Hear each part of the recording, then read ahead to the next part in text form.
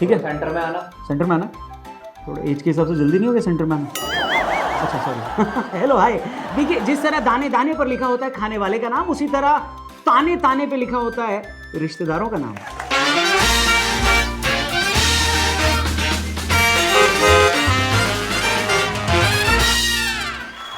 नमस्ते, Ram Ram. News 18 India पर मैं हूं रौनक। जी हाँ, सही देखा आपने, फ्रैक्चर है, लेकिन इस फ्रैक्चर का मेसी के कोलकाता इवेंट से कोई लेना देना नहीं है। तू समझा? हाँ, नहीं। Thank you. पर मैं ये बताना चाहता हूं दोस्तों कि ये सभी कहते हैं ना कि दूसरों के काम में टांग नहीं अड़ाना चाहिए।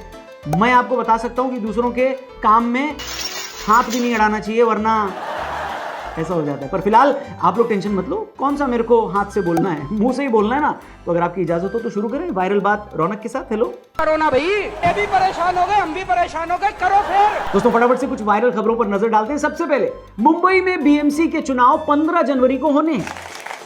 अच्छा हाँ, ठीक है, मतलब रिजल्ट आने के बाद पता लगेगा कि बीएमसी चुनाव में वोट चोरी होगी या लोकतंत्र की जीत होगी।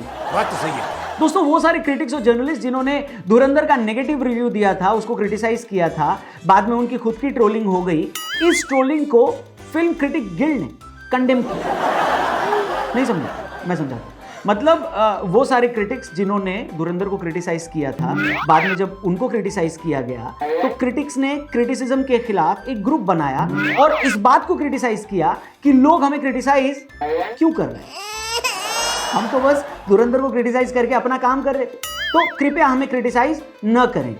ये क्रिटिक्स ने बोला है, समझे? अरे कहना क्या चाहते हो? आगे बढ़ते, एक मंत्री जी ने पार्लियामेंट में यह बोला कि एक बार भी इस सीजन दिल्ली में AQI 450 के पार नहीं गए। ये बात सुनकर मेरे आंखों से आंसू आ गए। खुशी की नहीं, पोल्यूशन की।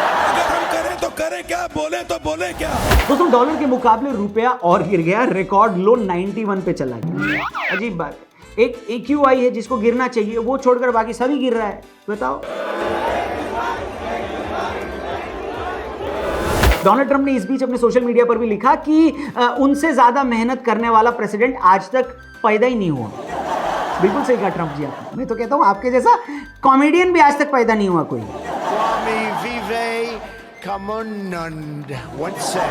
कॉमेडी से याद आया, पाकिस्तान के प्रधानमंत्री शहबाज शरीफ ने कहा है कि पाकिस्तान आतंकवाद खत्म करके रहेगा। यह बयान देने के बाद शहबाज शरीफ अपने कमरे में जाकर आधा घंटा पेट पकड़कर खुद ही हंस रहे थे। आईपीएल ऑक्शन की बात कर लेते हैं दोस्तों। ऑस्ट्रेलियन खिलाड़ी कैमरन ग्रीन को शाहरुख खान की कोलकाता ने 25 करोड़ में खरीदा है। बाप रे बाप। एक प्लेयर से मेरी बात हो रही थी, उन्होंने बोला कि सर अगर इतने पैसे SR के मुझे दे दें तो मैं खेलने के अलावा सुबह शाम अबराम को स्कूल छोड़ने भी ले जाऊंगा और फिर पिक भी कर लूंगा बाद में। बाकी आईपीएल में प्लेयर्स को बिकता हुआ देखकर पाकिस्तान वाले ये कह रहे हैं कि हैं ये सब झूठ है, इतने पैसे तो होते भी नहीं। गजब बेइज्जती। धुरंधर की बात कर लेते हैं। बताया जा रहा है कि दूसरे वीकेंड 150 करोड़ रुपए की कमाई करीब इस फिल्म ने कर ली है। टोटल कमाई 550 करोड़ के आसपास बताई जा रही है। ठीक है, बढ़िया, वेरी गुड। लेकिन अगर न्याय की बात की जाए तो इसमें से आधी कमाई तो अक्षय खन्ना और उनका डांस डिजर्व करता है कि नहीं? बताओ जल्दी बताओ। भैया ये ब्लेवा है, क्या खेला है भैया, तक से यार बलिस यल्ला। बॉर्डर 2 का टीजर आ चुका है। पाकिस्तान वाले थरथरा रहे हैं, बोल रहे हैं हम लोग अभी धुरंधर में इतना धोए गए थे, उससे उबर नहीं पाए, और भाईजान आप लोग एक क्या ले आए इंडिया वाले बॉर्डर 2। हमको मारो, हमको जिंदा मत छोड़ो सालो।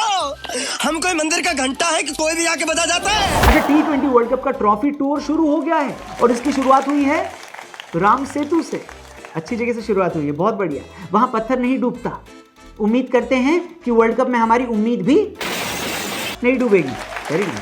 दोस्तों, विराट कोहली एक बार फिर प्रेमानंद जी महाराज से मिलने पहुंचे।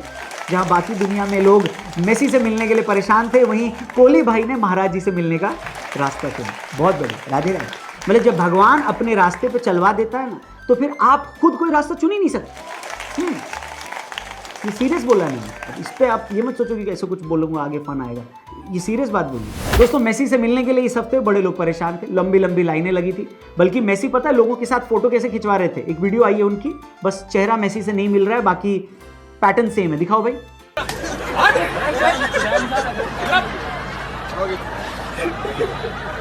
अच्छा, पिछले कुछ दिनों में आप लोगों ने अपने घर पर अपना नाम इतनी बार नहीं सुना होगा जितना मेसी का नाम सुन लिया होगा, अखबारों से लेकर न्यूज चैनल तक और सोशल मीडिया से लेकर दोस्तों के डिस्कशन तक। मेसी ने जिंदगी में इतना धनिया बोया है इस हफ्ते कि पूरी सर्दी भर धनिया आलू में धनिया कम नहीं पड़ेगा बता। लेकिन अगर आप भी मेरी तरह क्रिकेट पगलू हैं और आपको समझ नहीं आ रहा है कि आखिर ये क्या बवाल मचा हुआ है, तो ये समझ लो कि लियोनेल मेसी सिर्फ फुटबॉल के ही नहीं बल्कि इस दुनिया के सबसे बड़े एथलीट्स में से एक हैं और इसीलिए उनकी एक झलक के लिए लोग हजारों की टिकट खरीद रहे हैं, उनके साथ एक सेल्फी के लिए लाखों रुपए खर्च कर रहे हैं और उनसे मिलने के लिए अपने गांव की जमीन पर गिरवी रखकर करोड़ों रुपए देने को तैयार हैं लोग। लेकिन इतने बड़े एथलीट बनने से पहले मेसी की लाइफ में भी वो था जो सभी बड़े लोगों की जिंदगी में होता है, यानी स्ट्रगल। साल था 1997, देश था अर्जेंटीना। इस देश के एक छोटे से शहर रोजारियो में जॉर्ज नाम के शख्स के यहां टेंशन का माहौल था क्योंकि उनका 10 साल का बेटा लियोनेल मेसी डॉक्टर के यहां था। डॉक्टर ने यह बताया था कि इसमें ग्रोथ हार्मोन की कमी है। अब जॉर्ज जो कि स्टील फैक्ट्री में मैनेजर थे और उनकी पत्नी यानी मेसी की मां सीलिया जो कि पार्ट टाइम क्लीनिंग का काम करती थी, उनके पास इतने पैसे भी नहीं थे कि इस इलाज का खर्चा उठा पाए जिसमें रोज एक इंजेक्शन लगता था। लेकिन अगर ये इंजेक्शन नहीं लगता तो मेसी की फिजिकल ग्रोथ रुक जाती और उनके घर वाले ये नहीं चाहते क्योंकि मेसी के फुटबॉल के चर्चे देश भर में होने लगे थे। फैमिली ने एक वक्त का खाना कम खाया लेकिन मेसी को इंजेक्शन लगवाया और फिर जिंदगी का टर्निंग पॉइंट आया जब FC बार्सिलोना जो कि दुनिया के सबसे बड़े फुटबॉल क्लब्स में से एक है, उसने मेसी को अपनी यूथ एकेडमी में एडमिशन दिया और ये कहा कि हम इनके ट्रीटमेंट का खर्च उठाएंगे। लेकिन बदले में एक बड़ा डिसीजन उन्हें लेना था कि पूरी फैमिली को छोड़कर, मतलब अर्जेंटीना छोड़कर, उन्हें स्पेन शिफ्ट होना था। 13 साल के छोटे से बच्चे के लिए देश छोड़ने का मतलब सिर्फ देश छोड़ना नहीं होता, अपना वतन छोड़ना नहीं होता, बल्कि अपना बचपन, अपने दोस्त, अपनी जगह, अपनी भाषा, अपना कल्चर, सब कुछ छोड़ना होता। मेसी स्पेन नहीं जाना चाहते लेकिन उनके घर वालों ने उनके ट्रीटमेंट की वजह से ये डिसीजन ले लिया और फिर इसके बाद जो हुआ उसको इंग्लिश में कहते हैं ना, द रेस्ट इज हिस्ट्री। 17 साल की उम्र में मेसी ने बार्सिलोना की सीनियर टीम के लिए डेब्यू किया और फिर पीछे पलटकर कभी नहीं देखा। आज मेसी के पास गाड़ी है, बंगला है, दौलत है, शोहरत है और मां भी है। इसके अलावा मेसी 8 बार फुटबॉल का सबसे प्रतिष्ठित अवार्ड बैलन ड'ओर भी जीत चुके हैं और उनके करियर पर जो एकमात्र धब्बा था कि उन्होंने अभी तक वर्ल्ड कप नहीं जीता था, वो भी धब्बा मिट चुका है। वो अर्जेंटीना के लिए वर्ल्ड कप जीत चुके हैं और डिएगो माराडोना को पीछे छोड़कर अर्जेंटीना के सबसे बड़े फुटबॉलर भी बन चुके हैं। लेकिन पता मुझे उनकी कौन सी बात सबसे ज्यादा अच्छी लगती है, यही कि 500 मिलियन से ज्यादा इंस्टा फॉलोअर हैं मेसी के, लेकिन फिर भी इस आदमी ने कभी भी गेट रेडी विथ मी वाला पाप नहीं किया। अब इतना बड़ा आदमी जब इंडिया आएगा तो जाहिर सी बात है कि हल्ला तो मचेगा। यहाँ पर इंस्टा इन्फ्लुएंसर्स और बिग बॉस जीतने वालों के लिए भीड़ लग जाती है। मेसी तो फिर भी गोट है। ऐसे में जब इंडिया टूर अनाउंस हुआ तो कई लोगों को ये पता था कि मेसी को देखने का पहला और आखिरी मौका है। इसके बाद ना तो मेसी कभी भारत आने वाले हैं और ना हमारे पास कभी इतने पैसे होंगे कि हम उनको यूरोप या अमेरिका जाकर देख पाए। इसीलिए उनको देखने के लिए हजारों लाखों रुपए की टिकट बिकने लगी। मेसी ने अपने टूर की शुरुआत करी सिटी ऑफ जॉय कोलकाता से। बढ़िया बात है, आखिर Kolkata football capital of India है। सबसे ज्यादा अगर कोई शहर मेसी को देखना डिजर्व करता है तो वो कोलकाता, लेकिन सबसे कम अगर कोई शहर मेसी को देख पाया तो वो भी कोलकाता ही था। आपने देखा होगा कि किस तरह कोलकाता में मेसी मात्र 10 मिनट के लिए ही मैदान पर आए और फिर चले गए। उन 10 मिनट में भी उनको वीवीआईपी और नेता लोगों ने घेर रखा। इसकी वजह से टिकट खरीदने वालों को मेसी के आजू बाजू के लोग तो दिखाई दिए लेकिन मेसी नहीं दिखाई दिया। लेकिन फिर इसके बाद शुरू हुआ स्टेडियम में गुस्साए लोगों का त्राहिमाम, जिन्होंने इस बद इंतजामी के चलते स्टेडियम की कुर्सियों के साथ 3rd डिग्री टॉर्चर कर डाला। ग्राउंड में घुसकर बोतलें वगैरह फेंकी। मेसी का इवेंट होना था लेकिन यहां तो इवेंट ही मेसी हो गया।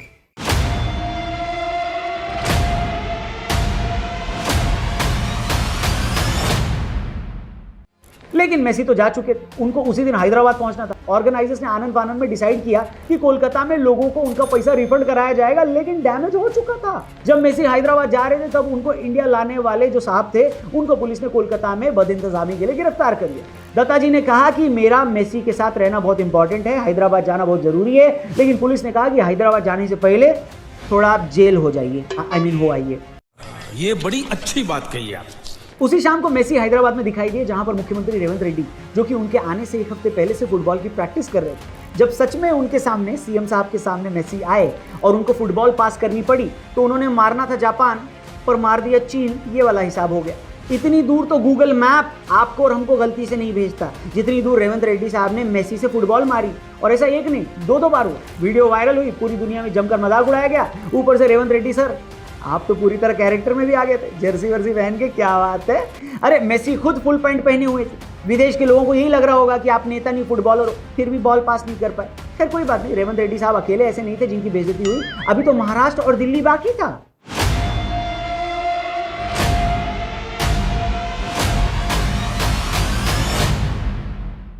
अगले दिन मेसी पहुंचे मुंबई, जहां पर दो चीज तो बहुत बढ़िया हुई। पहला, मेसी मिले क्रिकेट के भगवान सचिन तेंदुलकर से, जिनको अक्सर आपस में इसीलिए भी जोड़ा जाता है, मिलाया जाता है क्योंकि दोनों का जर्सी नंबर 10 है। इसके अलावा मेसी सुनील छेत्री से भी मिले और उनको अपनी अर्जेंटीना की जर्सी दी। मैं तो मुंबई की क्राउड का फैन हो गया भाई साहब। तालियां इन सब के लिए, क्योंकि जब मेसी और सुनील छेत्री ग्राउंड पर थे तो मुंबई वाले मेसी के नारे नहीं लगा रहे थे, बल्कि सुनील छेत्री के नाम के नारे लगा रहे थे और उनको चेयर कर रहे थे। ये देखकर दिल गार्डन गार्डन हो गया यार, कितना बढ़िया बात है कि नहीं। लेकिन जब मेसी दिल्ली आए तो उन्होंने दिल्ली की मुख्यमंत्री रेखा गुप्ता जी के साथ स्टेज शेयर किया। अरुण जेटली स्टेडियम में लोग AQI का नारा लगाने लगे। खैर, मेसी को दिल्ली की हवा शायद ज्यादा रास नहीं आई और मेरे जो दोस्त इस इवेंट पर गए थे इसको देखने, उन्होंने बताया कि दिल्ली में भी मेसी 15 मिनट से ज्यादा नहीं रुक पाए। हालांकि दिल्ली में कोलकाता जितना मिसमैनेजमेंट नहीं था। ममता दीदी चाहें तो कोलकाता वाले इवेंट को इलेक्शन कमीशन की साजिश भी करार दे सकती हैं और कह सकती हैं कि ये मिसमैनेजमेंट SIR की वजह से हुआ। हम्बा हम्बा रम्बा रम्बा कम्बा कम्बा। खैर, मेसी पर वापस आते हैं दोस्तों। एक बार को तो मुझे ये चीज समझ में आ सकती है कि सिद्धू जी कपिल शर्मा के शो पर क्या करें, लेकिन मेसी इंडिया क्यों आए, उनकी टिकट इतनी महंगी क्यों बिकी, जबकि उन्होंने कोई चैरिटी एग्जीबिशन मैच भी नहीं खेला, ये मेरी समझ के बाहर है।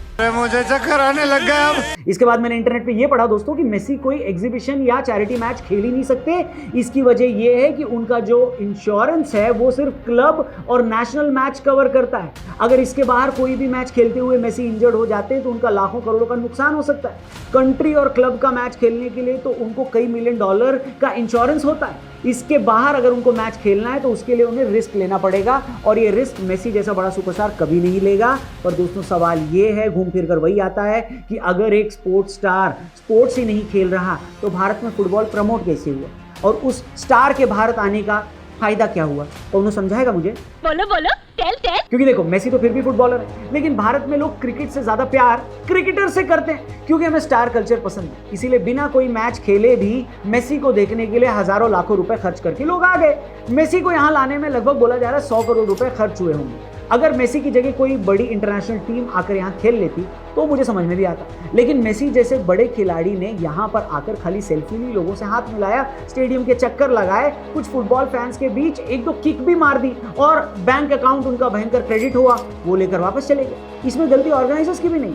एक बेहद प्रॉफिटेबल बिजनेस है दोस्तों। स्पॉन्सर्स के पैसे वसूल हो गए, सेलिब्रिटीज को इंस्टा पर लगाने के लिए सेल्फी भी मिल गई और जर्नलिस्ट को छापने के लिए मसाला भी मिल गया। लेकिन एक बात तो बिल्कुल क्लियर है कि मेसी के आने से फुटबॉल तो प्रमोट बिल्कुल नहीं हुआ, जैसा कि क्लेम किया जा रहा था। हालांकि जितना पैसा खर्च किया गया, अगर वो एक्चुअल फुटबॉल में लगा दिया जाता, खिलाड़ियों के कैंप करा दिए जाते, लीग करवा दी जाती, तो फुटबॉल का भारत में थोड़ा ज्यादा फायदा होता है, ऐसा मेरे को लगता है। लेकिन ऐसा कुछ हुआ नहीं। अगर कुछ हुआ तो वो ये कि मेसी के फेफड़े 2-3 दिन तक परेशान रहे होंगे दिल्ली की हवा में सांस लेने के बाद, लेकिन बैंक अकाउंट देखने के बाद मेसी ने यही बोला होगा। क्या बोला होगा? पैसा ही पैसा होगा। मैं तो चाहता हूं आपके पास भी पैसा ही पैसा हो, है कि नहीं? ऑन दैट नोट, आज का शो क्या होता है राहुल जी? खत्म। लेकिन शो खत्म होने से ताल्लुक खत्म नहीं होते मेरे दोस्त। आप सोशल मीडिया पर हमें जरूर फॉलो करना, यूट्यूब पर इस एपिसोड को देखने के लिए चैनल को भी जरूर सब्सक्राइब करना। स्क्रीन पर आपको सारी डिटेल्स दिख रही होंगी और कमेंट करके हमें जरूर बताना कि आपको हमारा शो लगता कैसा। बस कमेंट ही करना, ज्ञान मत देना, क्योंकि हम सबके मिला के बहुत ज्यादा ज्ञान हमारे पास। ठीक है, थैंक यू वेरी मच। जल्दी मिलेंगे। जय हिंद, वंदे मातरम। वंदे मातरम बोलने पे बॉयकॉट तो नहीं करते कोई?